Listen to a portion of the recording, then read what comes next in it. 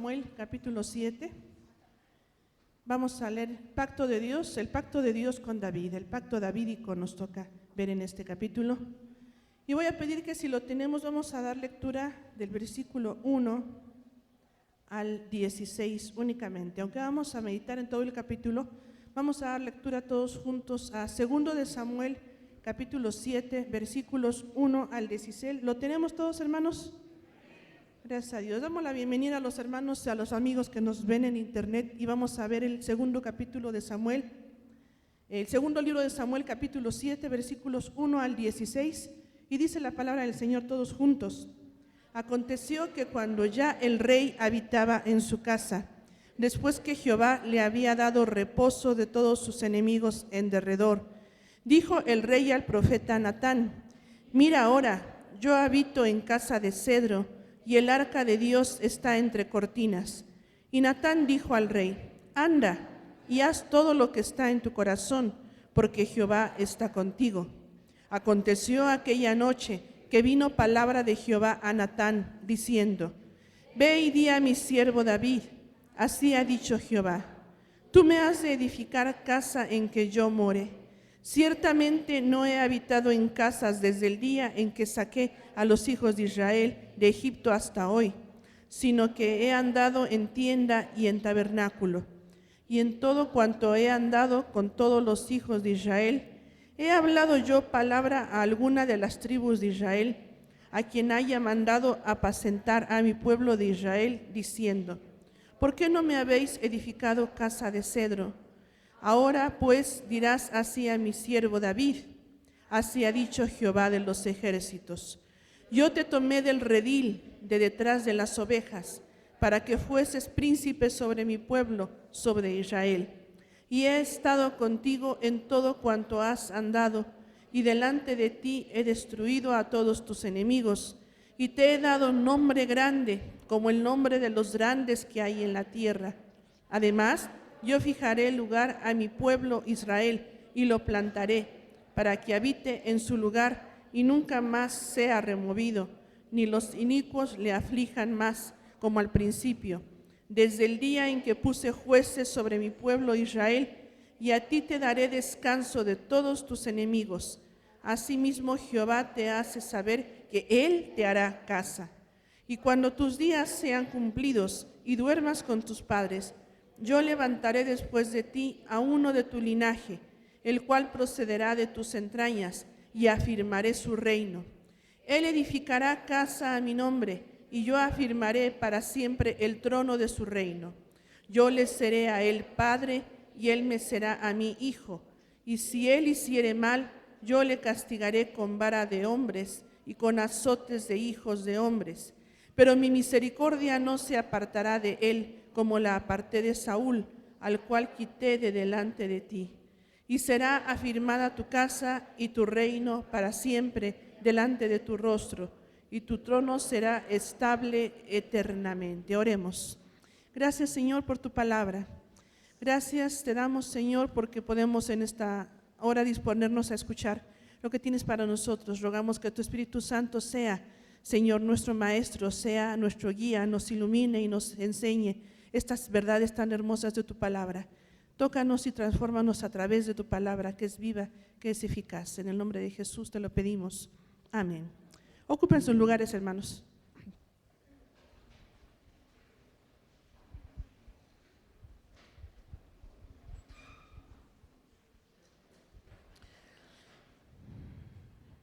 Este capítulo es un capítulo importante. Todo lo que hemos estado viendo acerca del rey David tiene mucha enseñanza. De los personajes que habla el Antiguo Testamento que impactaron más, y ya lo habíamos comentado, y los hermanos que han predicado han hablado acerca de enseñanzas muy grandes del rey David. Este pasaje tiene una trascendencia especial porque es un pacto que Dios hace con David, y en la Biblia encontramos varios pactos, y a este capítulo se le llama el pacto davídico. El pacto davídico. Y vamos a ver alrededor de este capítulo qué es lo que estaba pasando. Si nosotros recordamos la semana pasada que el hermano Hugo nos predicaba el capítulo, parte del capítulo 6, decía acerca de que el arca la habían traído.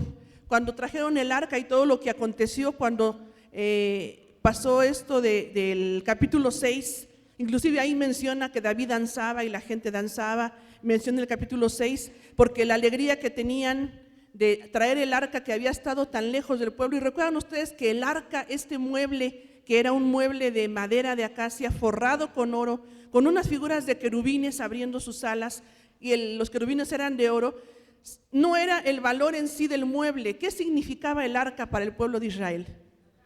Significaba la presencia de Dios, no era el objeto, sino era más bien el símbolo de que la presencia de Dios y Dios mismo estaba con su pueblo.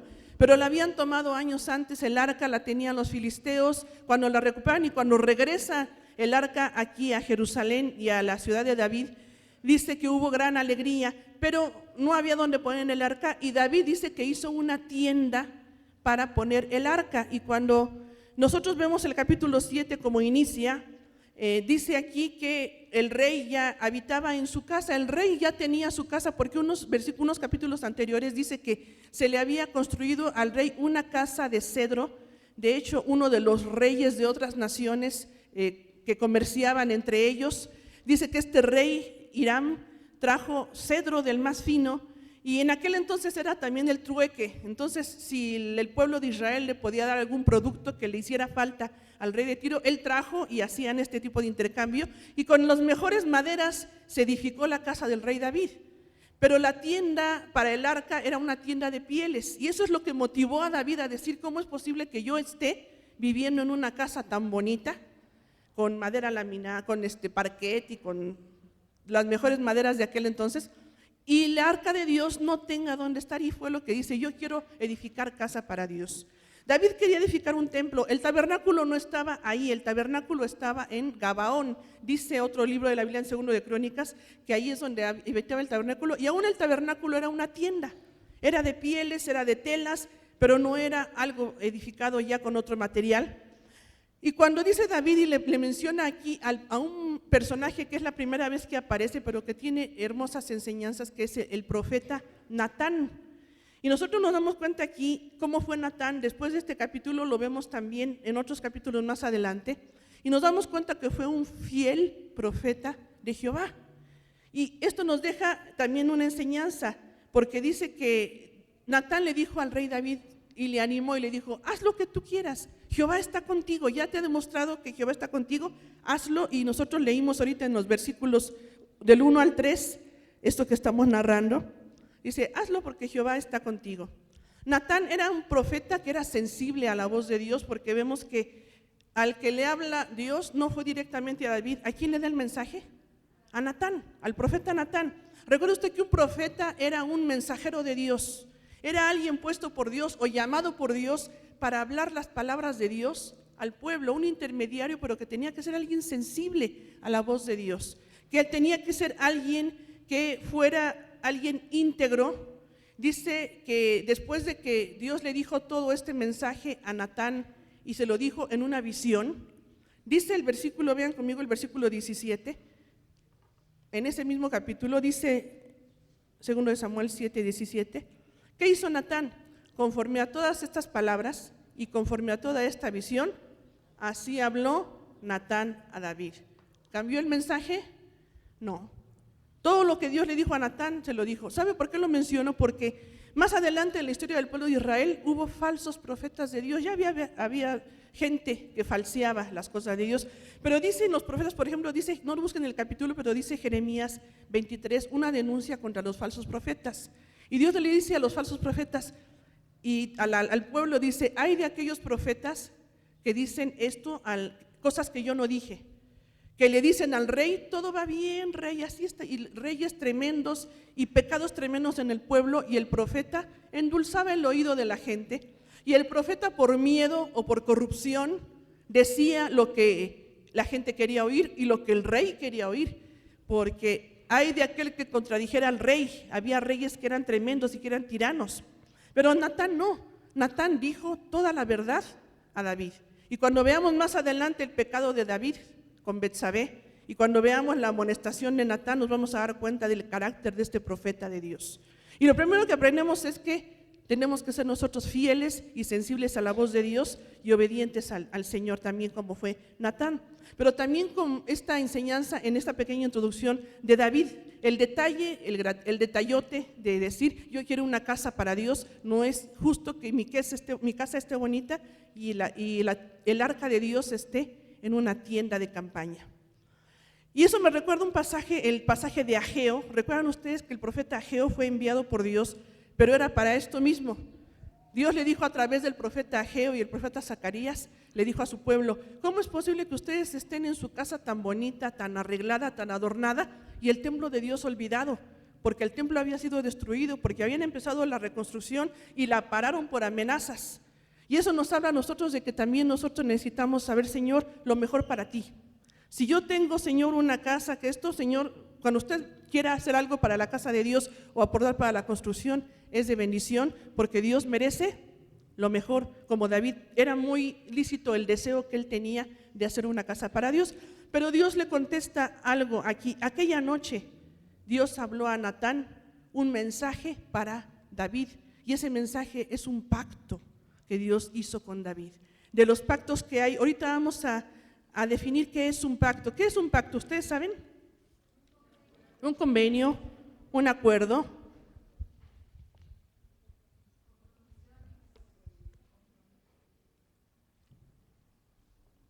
Compromiso. Un pacto es una disposición soberana de Dios. Dios dispone por su soberanía, por su misericordia, por su bondad, y establece un convenio con el hombre para bendecirlo, para darle gracia y para darle bendiciones específicas. Entonces Dios hizo pactos. Los voy a mencionar los más importantes en la Biblia. Los hermanos que ya estudiaron a lo mejor algo de profecía con el hermano Hugo, ya saben que hubo un pacto con Noé. ¿Cuál fue el pacto con Noé? Que ya no iba a haber más destrucción para el planeta, para la tierra con inundación. ¿Y la señal del pacto? Ayer nos decían en Toluca que entre semana que ha estado lloviendo en Toluca estaba un arco iris increíble, que se veía completito. Una hermana hasta nos enseñó la foto en el celular. Hermoso, la señal del pacto de Dios con Noé. El segundo pacto, el pacto con Abraham. Y el pacto con Abraham fue, vete de tu tierra y de tu parentela a la tierra que yo te daré, y haré de ti una nación grande, y te bendeciré, y serás bendición, y serán benditas en ti todas las familias de la tierra. El pacto con Abraham tenía la promesa de una tierra y de una simiente, una semilla, una descendencia. Pero el pacto palestino, que es tercer pacto, habla acerca de la promesa de la tierra. Te voy a dar toda planta que pise tu pie, desde aquí hasta donde están los cananeos y aquella tierra, el pacto de Dios para su pueblo de darles una tierra a los descendientes de Abraham, a su pueblo escogido. Y después vemos el pacto con David. Ahorita vamos a analizar el pacto davídico. Y tenemos después el nuevo pacto, donde dice Jeremías, y pondré la ley en el corazón del pueblo de Israel. Dice, la ley ahora la escribiré en sus corazones. Y esos son los pactos que Dios hace. Dios hizo en la Biblia, vemos en el Antiguo Testamento estos pactos. Finalmente, nosotros sabemos que varios de estos tienen el elemento de que se cumple mucho en el Señor Jesucristo, y ahorita vamos a ver el elemento del pacto davídico que se cumple con el Mesías. Pero fíjese, el pacto con David de este capítulo se repite en la Biblia más de 40 veces. Por eso es importante, por eso es un pasaje que es importante aquí en los libros históricos del Antiguo Testamento, porque es un pacto que se repite muchas veces. Ahora, hay dos tipos de pactos. En la Biblia encontramos los pactos que son condicionales e incondicionales. Los pactos que hablan de condición dicen, si tú haces esto y esto, entonces yo. Por ejemplo, en Deuteronomio dice, Dios le dijo al pueblo, si tú obedeces, si tú te acercas a mis palabras, si tú escoges, entonces yo te bendeciré. Y hay condiciones, pero hay pactos que son incondicionales. Hay pactos donde dice Dios, yo lo haré, pase lo que pase, yo lo haré. Y el pacto davídico es un pacto que es incondicional, porque Dios lo iba a cumplir a pesar de cualquier cosa.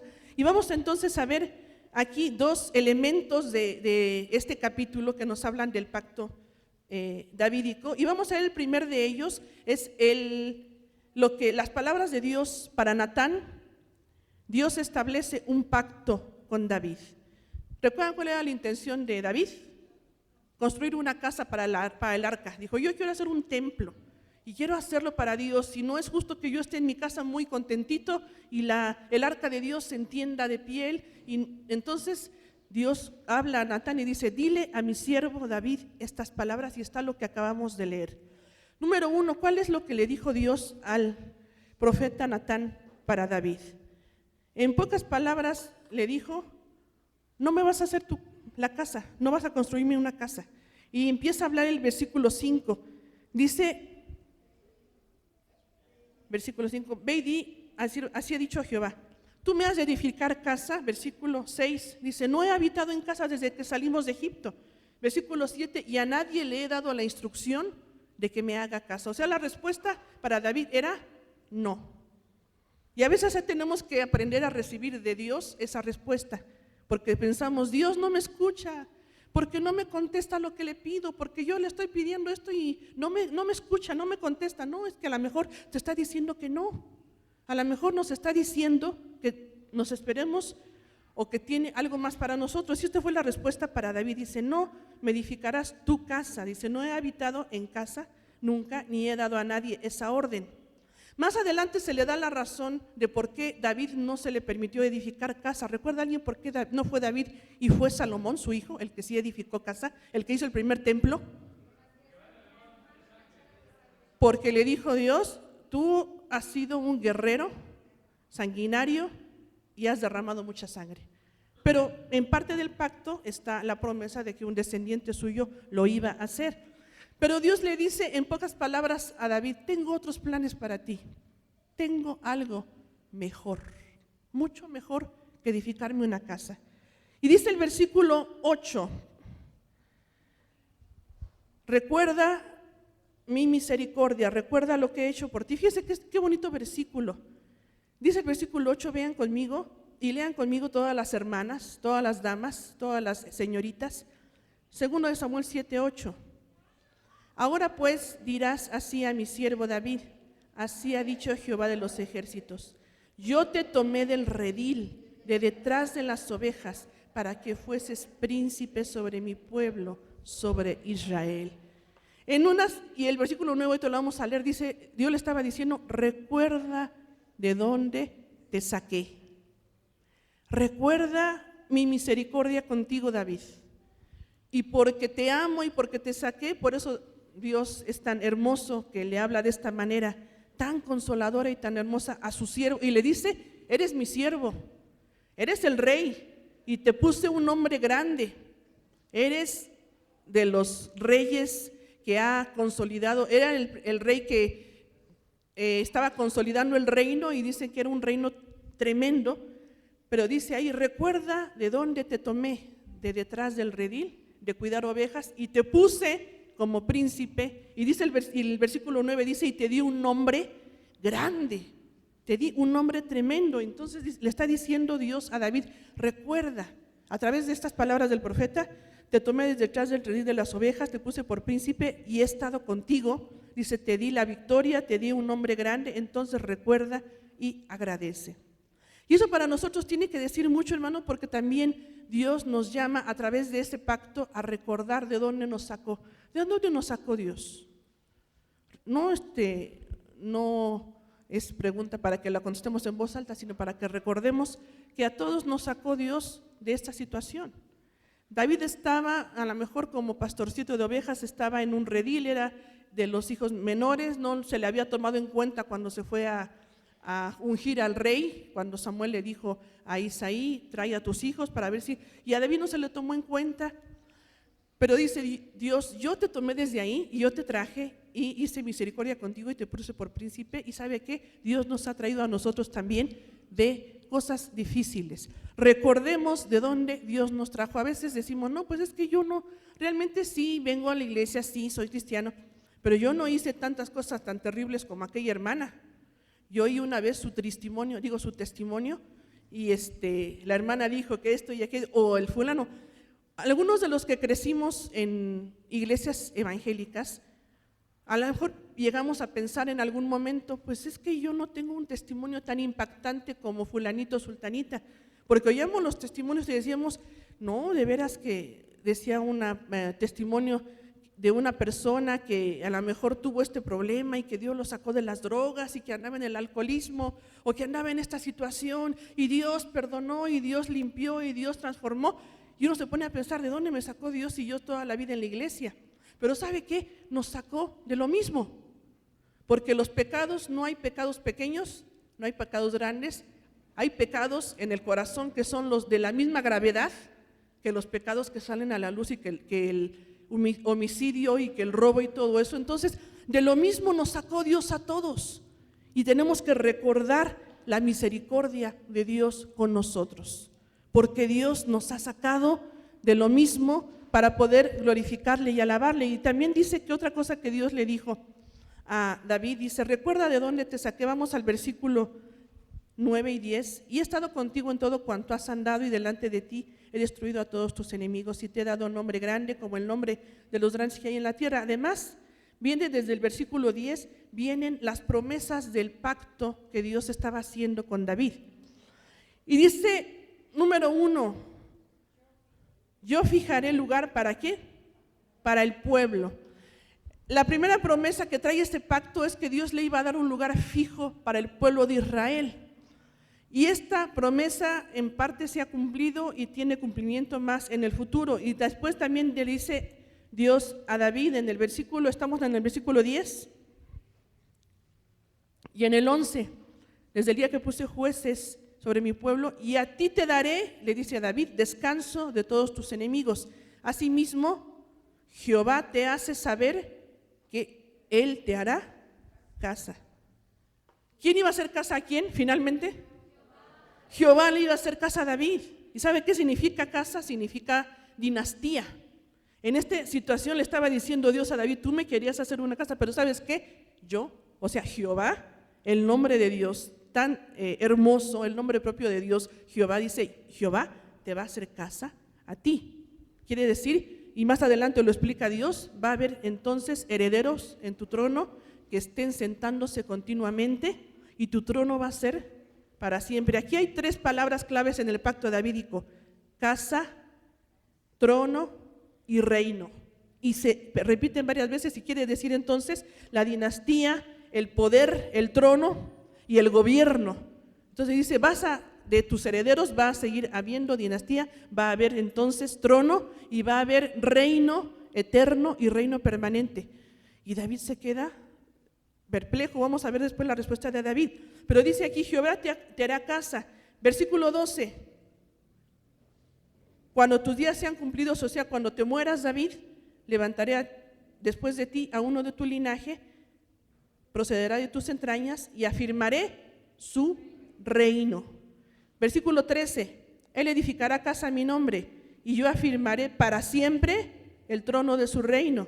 Yo le seré a él el padre, él me será a mi hijo, y si él hiciere mal, yo le castigaré con vara de hombres y con azotes de hijos de hombres, pero mi misericordia no se apartará de él como la parte de Saúl, al cual quité delante de ti. Y por último, y será afirmada tu casa y tu reino para siempre delante de tu rostro, y tu trono será estable eternamente.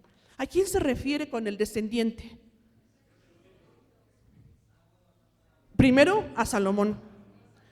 Fíjese que el pacto davídico tiene varios momentos de cumplimiento, y esto se llama profecía en la Biblia, se llama poder interpretar la palabra cuando tiene un cumplimiento parcial. Primero tuvo el pacto davídico, tuvo un cumplimiento en el tiempo de David, y me muevo para acá para indicar la línea de tiempo. En el tiempo que vivía David tuvo parte de cumplimiento este pacto y estas promesas.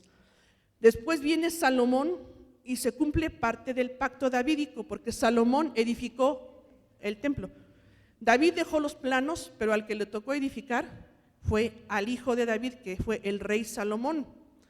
En la parte donde habla de que no iba a apartar su misericordia y que iba a castigar, y esto fue porque Salomón se apartó de Dios, pero se arrepintió y Dios tuvo misericordia.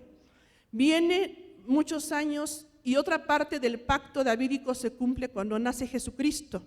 Vean conmigo el Evangelio de Lucas. Todos los varones van a leer conmigo Lucas capítulo 1. Todos los hermanos varones, Lucas capítulo 1.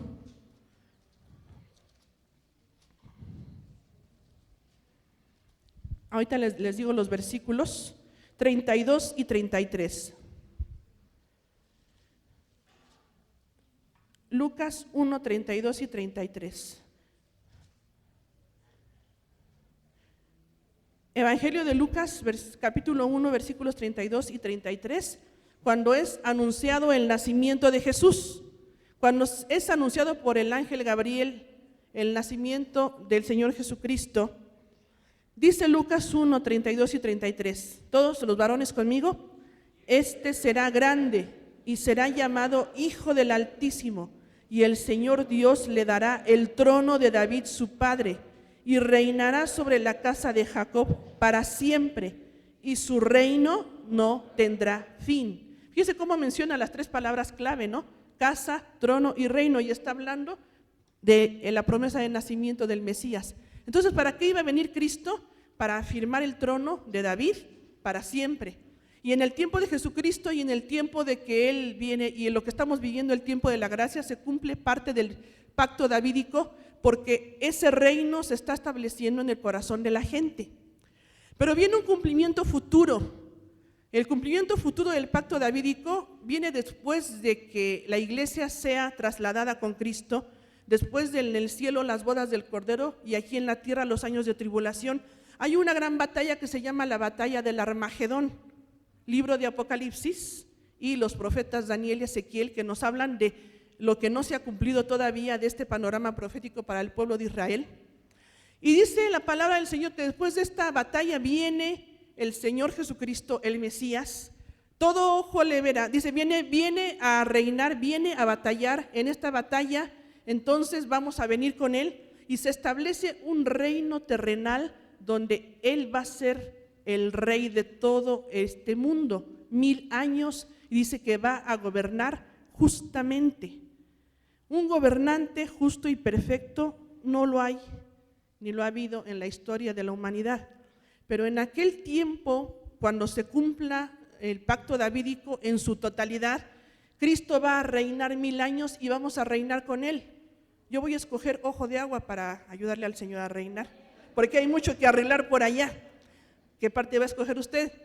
Bueno, ya le diremos al Señor si nos concede alguna parte, pero vamos a reinar con Él y se cumple entonces el pacto davídico y se cumple en su totalidad con el reino celestial del Rey de Reyes y Señor de Señores por la eternidad. Por eso la trascendencia de este pacto y lo que Dios le estaba diciendo a David, David no lo entendió en su dimensión todo, pero alabó a Dios, porque sabía que era algo mucho mejor lo que Dios le estaba dando. Él quería construir casa, pero Dios le estaba diciendo, tengo algo mucho mejor que me hagas un templo aquí en la tierra, tengo algo mucho mejor para ti. Y nosotros vamos a ver en los versículos, regresamos a 2 de Samuel, y vemos que le habla de estas promesas, y ya dijimos, algunas se cumplieron en el tiempo de David, en el tiempo de Salomón, cuando vino Jesucristo, y que ahora que está el Espíritu de Dios en nuestra vida y en el tiempo de la iglesia, y se cumplirá en el milenio, cuando se cumplan todas las profecías que todavía no se cumplen, y cuando estemos con Él reinando eternamente también en los cielos, se cumple este pacto davídico. ¿Cuál fue la reacción de David? Hubo uno que otro rey, bueno, no uno que otro, hubo muchos, que cuando Dios no les concedía algo, se enojaban, mandaban matar a los profetas. Si un profeta contradecía al rey, aguas, lo mandaban matar. Entonces, por eso los profetas, mire, así está, como dicen, así está el zócalo, ¿no? Hermanos que somos capitalinos, les daba miedo a los profetas, entonces hablaban mejor otra cosa. Sí, rey, te va a ir re bien, tú síguele como vas. No, Dios no va a traer destrucción aquí, va a haber paz en esta ciudad. Y hablaban mentira. Pero cuando Natán le dice todas las palabras completitas que Dios le dio en la visión a David, David alabó a Dios. David entendió el plan de Dios, David le glorificó a Dios, y vamos a ver en este segundo punto la oración de alabanza de David. ¿Y sabe qué nos enseña a nosotros, hermanos? Cómo orar, cómo alabar. Porque si hay una manera en la que nosotros tenemos que aprender a dirigirnos a Dios, es la manera en que se dirigieron los siervos de Dios en la Biblia, porque ahora nada más se ve alguna oración, alguna situación de cómo tienes que orar para que oración poderosa y no sé qué, y tú decreta, declara y confiesa y lo copiamos sin ver que en la Biblia no se usaban esas maneras, que en la Biblia no estaban de esa manera reaccionando los siervos de Dios, y David reacciona de una manera hermosa. Dice el versículo 18, ahora sí vamos a la segunda parte del capítulo, esa como no la leímos toda, vamos a ir viendo algunos versículos. Dice versículo 18 en adelante, que entró el rey David y se puso delante de Jehová. Inmediatamente cuando Natán le dijo, David dijo, Señor Jehová, y vino con humildad, y le dice esta frase que luego la repite el mismo David en los Salmos. Le dice, ¿quién soy yo? ¿Y qué es mi casa para que tú me hayas traído hasta aquí? ¿Alguien recuerda un salmo que dice estas palabras? ¿Quién soy yo? ¿Qué es el hombre para que tengas de él memoria? El Hijo del Hombre para que lo visites, dijo David en el Salmo número 8, versículos 3 y 4. Dice, cuando veo los cielos, tus cielos, obra de tus manos, la luna y las estrellas que tú formaste, Señor, pienso, ¿qué es el hombre para que tengas de él memoria? El Hijo del Hombre para que lo visites. ¿Vieron ustedes la noticia en esta semana de una foto que tomaron desde Marte al planeta Tierra y a la Luna? Pasaron en las noticias y mi niña asombrada dice, mamá, dice, se ve bien chiquita la Tierra. Desde Marte tomaron una foto del... Digo, sí, hija, por eso dice la Biblia, y le mencioné este pasaje, por eso dijo el rey David, dice, ¿qué somos nosotros? ¿Qué es el hombre? Imagínate si la Tierra se ve así desde el planeta Marte, ¿qué somos los hombres, no? Pues David dijo con este mismo sentimiento de humildad ante la majestad del Todopoderoso, el que hizo el universo, dijo David, ¿quién soy yo? ¿Quién es mi casa, Señor? Para que tú me hables de esa manera, para que me prometas todas estas bendiciones. No hay que perder, hermanos, la gratitud. No hay que perder la humildad de decir, Señor, gracias. ¿Quién soy yo para todo lo que me has dado? Y sabe que cuando pensamos que todo lo merecemos, es cuando empezamos a caer delante de Dios. Porque siempre hay que tener gratitud y humildad. Porque no merecemos nada de lo que Dios nos ha dado. Es por su pura misericordia. Es por su gracia únicamente que podemos vivir. Es por su gracia que tenemos la fuerza para levantarnos cada mañana. Es por su misericordia que usted tiene ese trabajo, que no le gusta, que esto, que aquello. Bueno, ore a Dios, Dios le va a ayudar a mejorar las condiciones de trabajo. Es por su gracia que usted tiene esta casa. Cuando a veces nos cojamos de nuestra casa, ay, mi casa, ay, ay, ay, ay, la frasecita de nuestros hijos a veces, ¿no? Ay. Y es por la gracia de Dios que tenemos lo que tenemos. Y dice aquí David con humildad, Señor, ¿quién soy y quién es mi casa para que tú me hables de esa manera? Dice, has hablado de la casa de tu siervo, versículo 19. ¿Y te ha parecido poco esto, Señor Jehová? Pues también has hablado de la casa de tu siervo en lo porvenir. Quiero hablarle de algunas frases que se repiten y cuántas veces se repiten en estos versículos del 16 hasta el final del capítulo. Fíjese que aquí, y esto nos enseña mucho de la oración, cuando David se refiere a Dios, usa varios nombres. Fíjese cómo le dice, primero le dice Señor Jehová, y eso lo dice en toda su oración 4 veces. Ahora, para nosotros el nombre a lo mejor no, nosotros le decimos también a Dios, pues a veces le decimos Dios, Señor, Padre. Hay unos hermanos que muy tiernamente le dicen papito, papacito, y es muy bonito acercarse a Dios así, pero para un judío sabían que el nombre significaba mucho. El nombre significaba la esencia de Dios, el carácter de Dios, y hablarle de esta manera tan respetuosa a Dios es hermoso. Dice que David le dijo 4 veces en la oración Señor Jehová, y la palabra Señor en hebreo es Adonai, Adonai Jehová, y Adonai quiere decir el dueño, el amo, el Señor de todo. Y cuando David le dice Señor, tú eres Adonai Jehová, está reconociendo que Él es el dueño de todo. Él podía ser muy el rey de Israel, pero el dueño de todo era Adonai, Jehová. Él era el amo y el dueño de todo. 4 veces le dice Jehová Dios, y la palabra Dios es la palabra Elohim. Elohim quiere decir el Dios supremo y el Dios poderoso. Desde el Génesis se empieza a usar Elohim y los judíos empiezan a usar mucho este nombre para hablar de Dios. Entonces Jehová, Dios, y después usa 4 veces únicamente Elohim sin el Jehová, y usa una vez el Jehová solo, y después usa 2 veces Jehová Sabaoth. ¿Alguien sabe qué significa?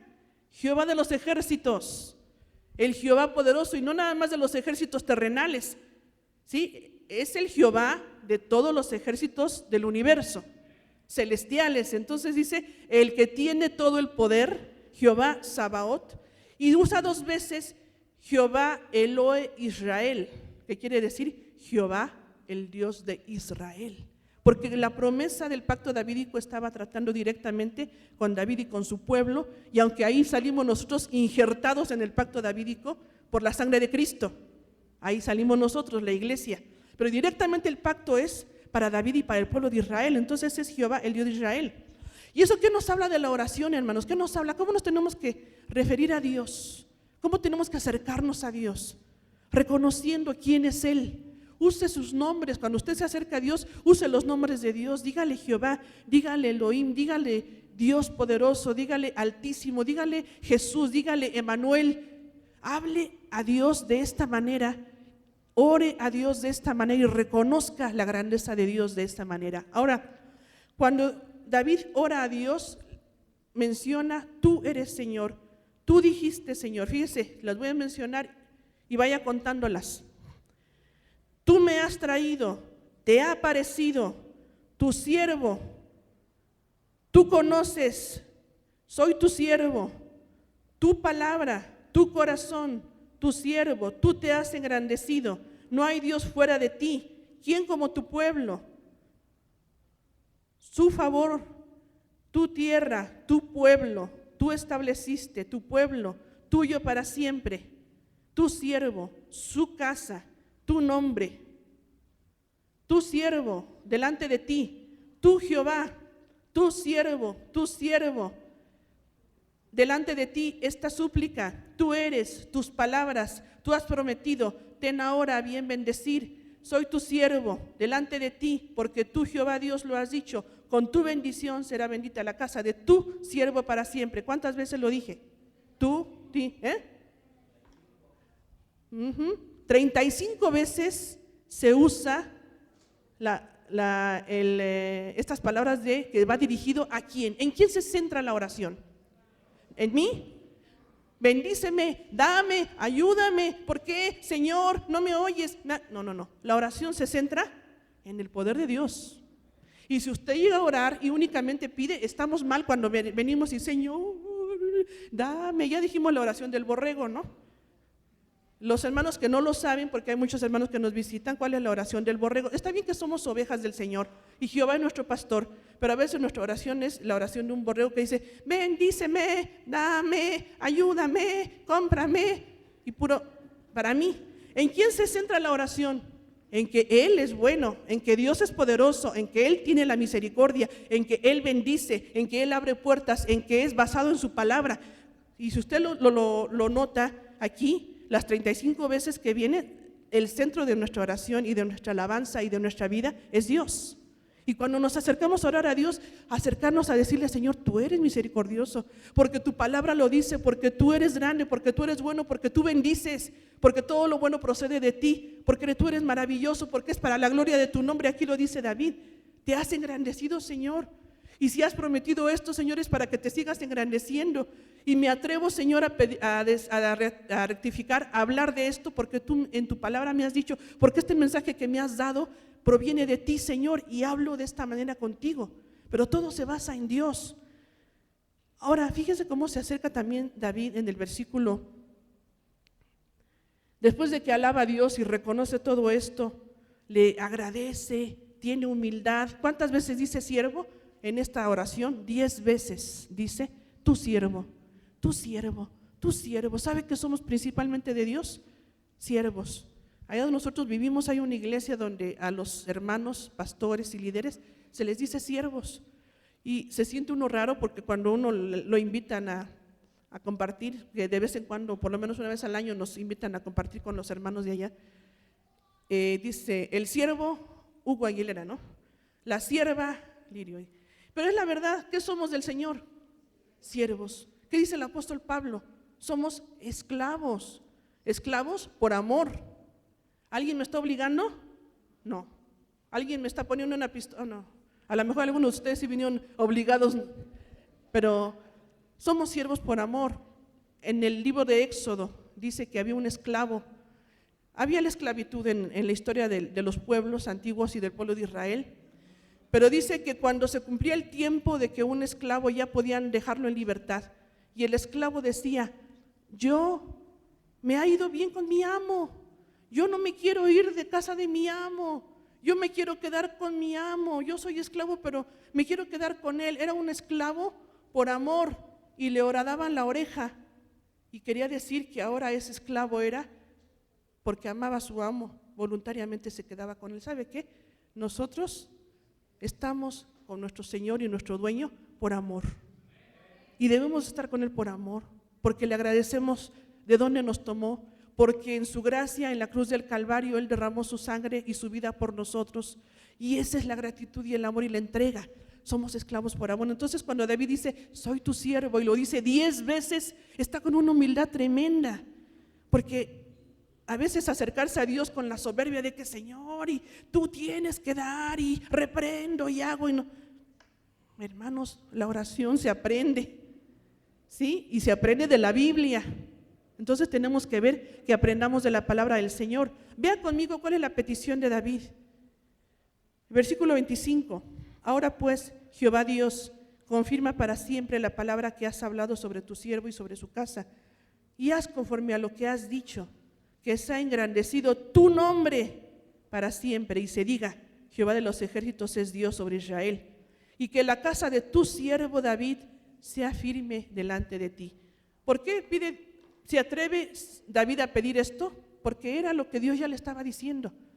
A través de Natán, Dios le había dicho, voy a bendecir y a tus descendientes y a tus hijos y esto, pero además voy a hacer tu reino firme y tu trono y tu casa firme eternamente.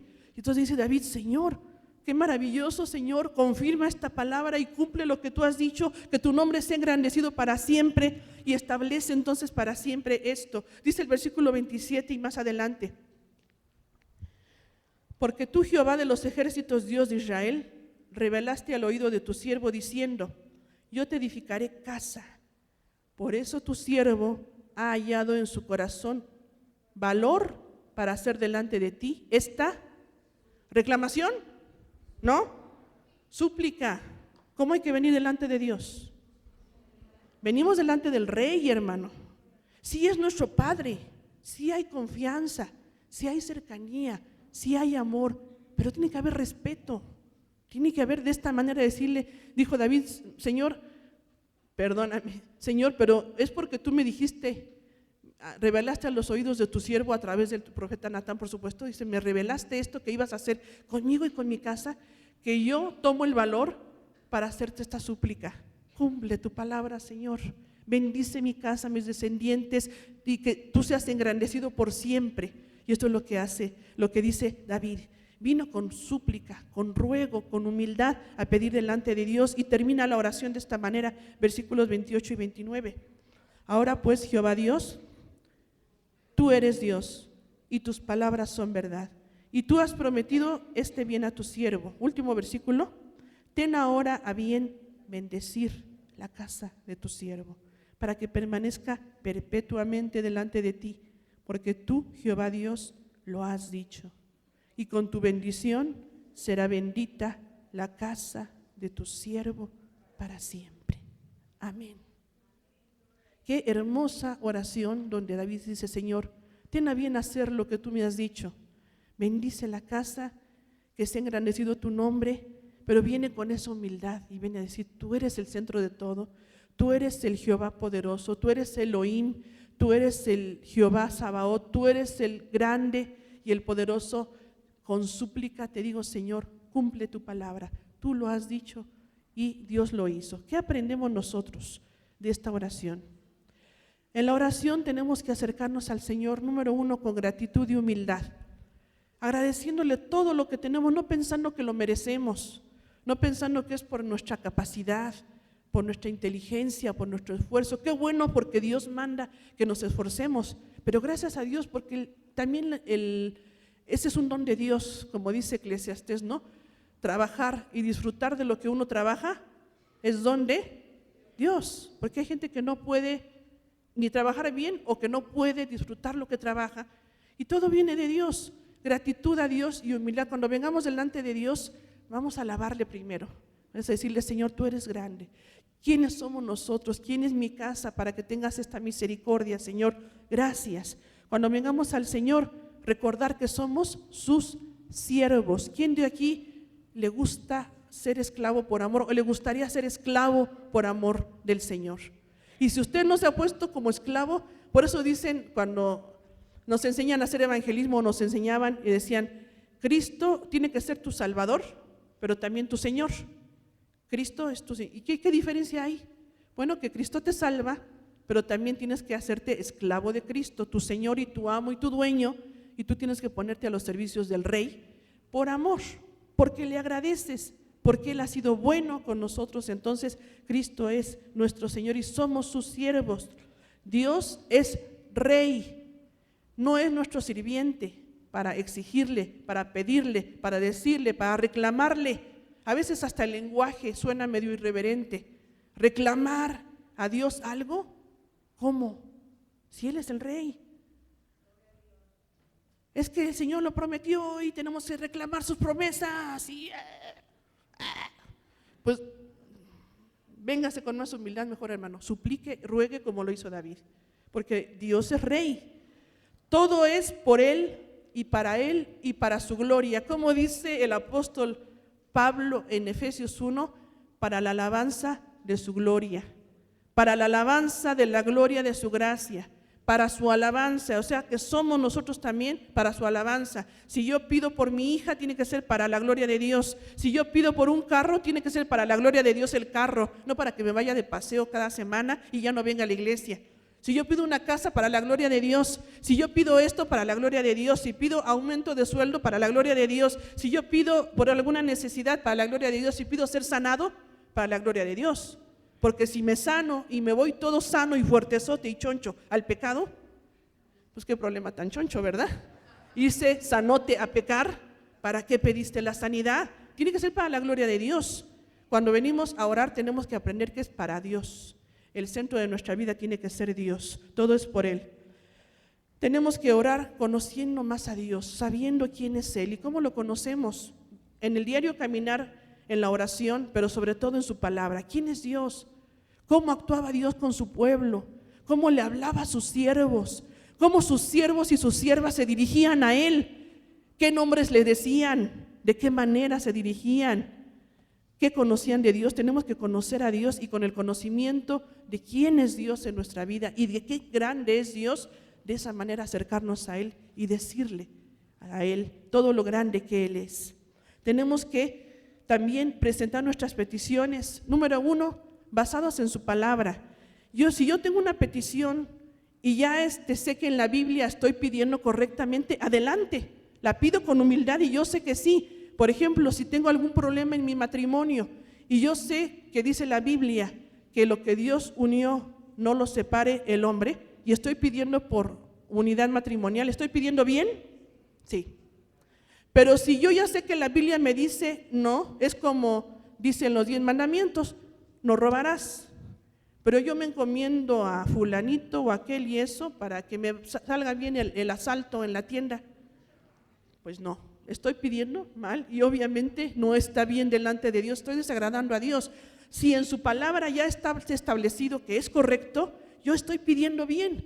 Pero si no está bien en su palabra, entonces dice Santiago, piden y piden mal para gastar. Por eso a veces no pensamos que Dios no nos responde, pero Dios nos está diciendo que no es lo que tengo para ti. Ahora, algo importantísimo del pacto davídico es que cuando Dios nos dice que no, es porque tiene algo mejor para nosotros. ¿Cuántos lo han experimentado?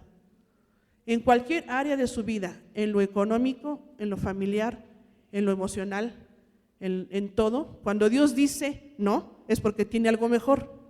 Y podríamos hablar de muchos testimonios de lo que Dios a lo mejor en alguna ocasión nos dijo, no, no es el momento, no es la situación que quiero para ti, no es la persona, no es, pero porque Dios después nos muestra que tiene algo mejor.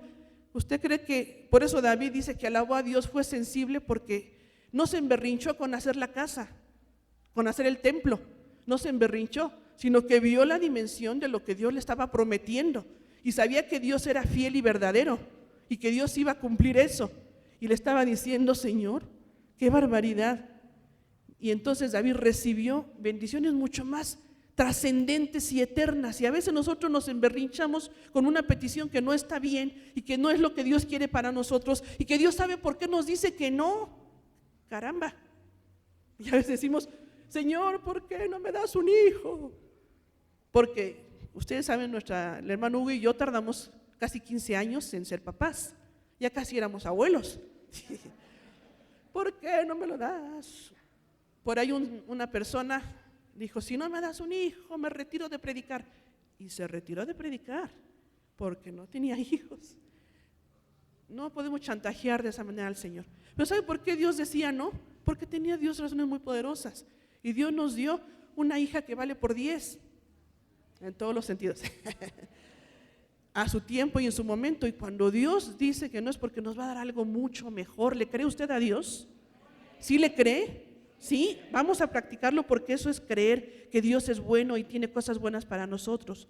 Entonces, su bendición, como dijo David y terminó su oración, Dios bendice y la bendición viene de Él y a veces nos dice que no para mejor. Dice la última frase de la oración, con tu bendición será bendita la casa de tu siervo para siempre. Quiere que Dios bendiga su vida y su casa, la casa de usted, su descendencia, y para siempre, ¿sí? Podemos decirle, Señor, gracias porque yo puedo acercarme a ti. Gracias porque tú haces ese pacto donde yo estoy incluido por la sangre de Cristo. Pero gracias, Señor, porque de esta manera también yo me acerco a orar como tu siervo David, con humildad, con gratitud, con súplica, reconociendo que tú eres rey, reconociendo que soy tu siervo, pero pidiendo que tú hagas bendición también para mi casa. ¿Cuánto necesitamos una casa llena de bendiciones? En primera, necesitamos una vida fuerte delante de Dios y para eso estamos aquí trabajando. Pero a veces necesitamos, y bueno, vemos ahí la carencia, a lo mejor en algún hijo, en algún esposo que no viene, que todavía no quiere rendirse ante el Señor. Y podemos decirle, Señor, bendice mi casa. Yo vengo a suplicar y a rogar, porque esto es pedir conforme a la voluntad de Dios.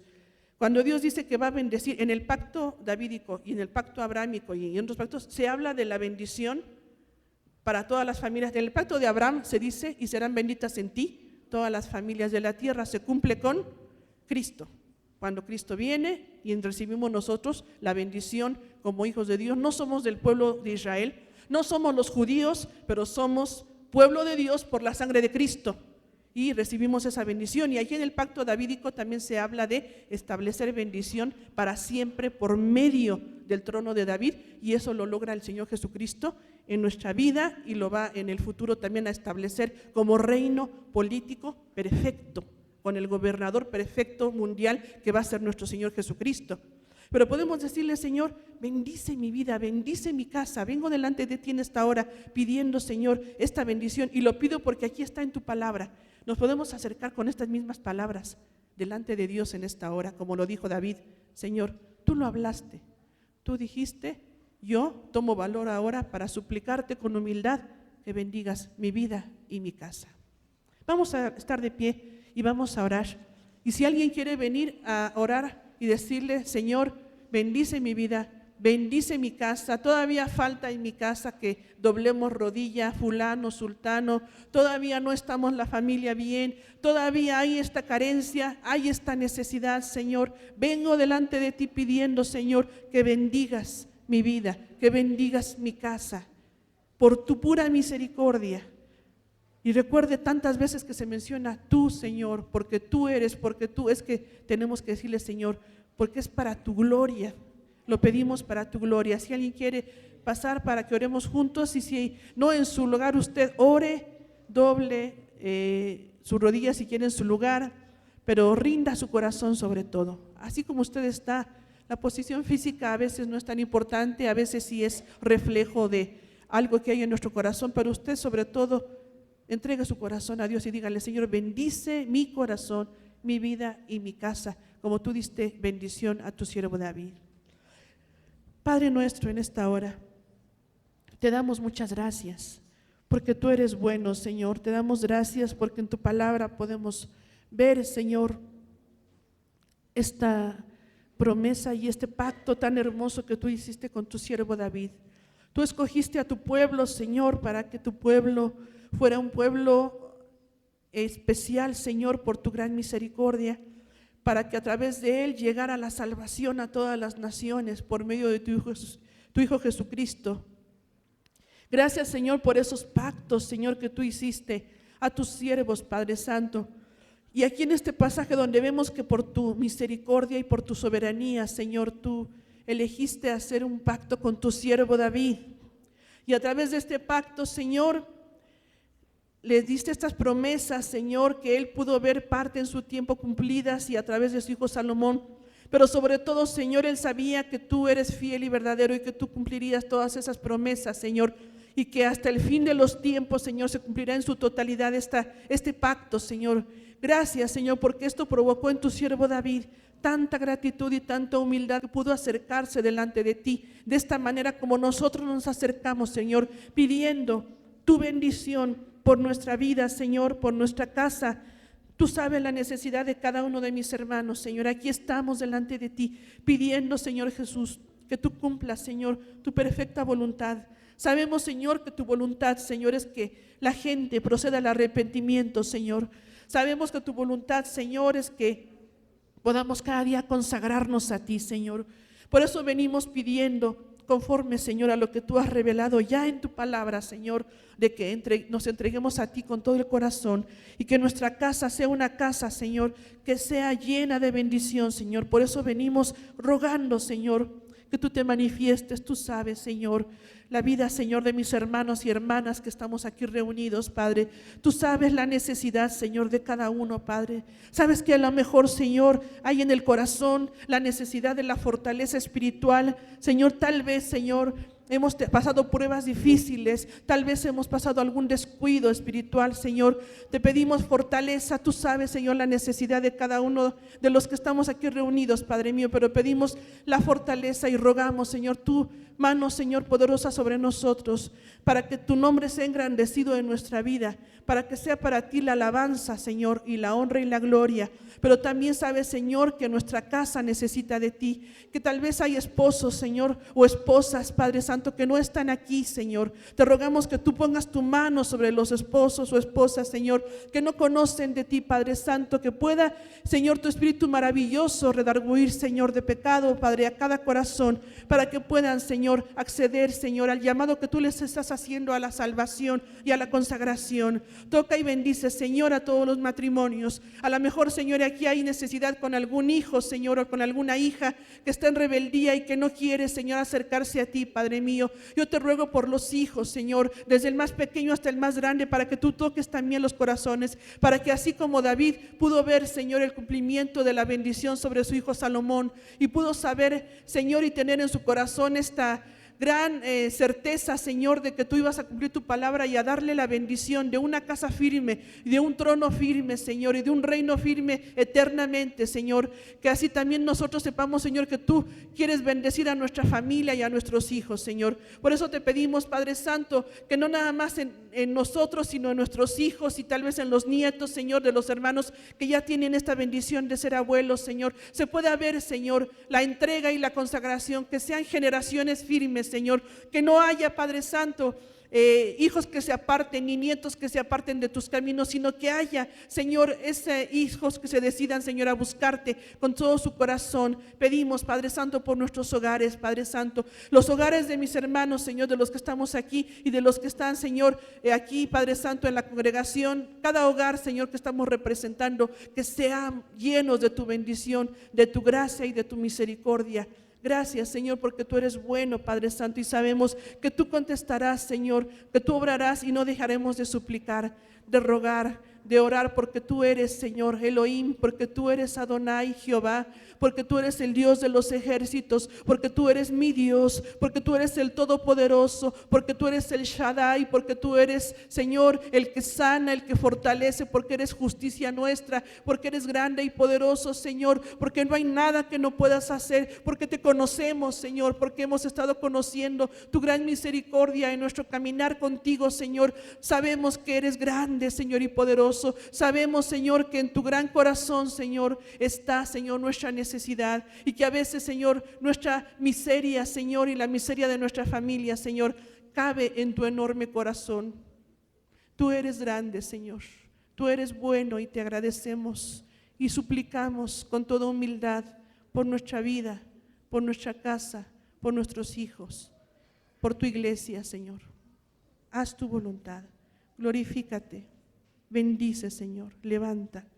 Te lo pedimos, Señor, en el nombre de Jesús, y te damos muchas gracias en esta hora, Padre. Amén. Gracias a Dios. Gracias al Señor, hermanos.